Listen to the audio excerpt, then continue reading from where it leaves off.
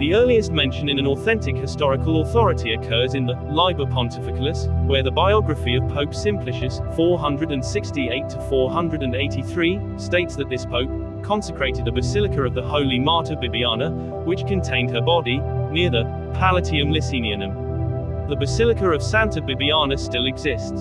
According to legend, Bibiana was the daughter of a former prefect, Flavianus, who was banished by Julian the Apostate.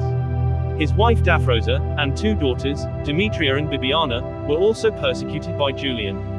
Daphrosa and Demetria died a natural death and were buried by Bibiana in their own house, but Bibiana was tortured and died as a result of her sufferings.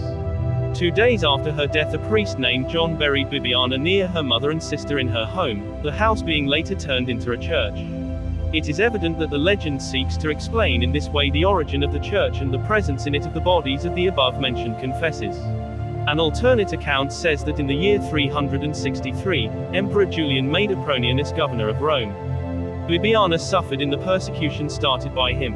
She was the daughter of Christians, Flavian, a Roman knight, and Daphrosa, his wife. Flavian was tortured and sent into exile, where he died of his wounds. Daphrosa was beheaded, and the two daughters, Bibiana and Demetria, were stripped of their possessions and left to suffer poverty.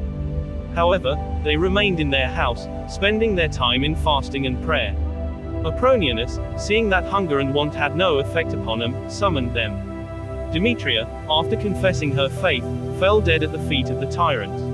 Bibiana was reserved for greater sufferings.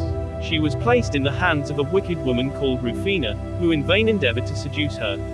She used blows as well as persuasion, but the Christian virgin remained faithful. Enraged at the constancy of this saintly virgin, Apronianus ordered her to be tied to a pillar and beaten with scourges, laden with lead plummets, until she expired. The saint endured the torments with joy, and died under the blows inflicted by the hands of the executioner. Her body was then put in the open air to be torn apart by wild animals, yet none would touch it.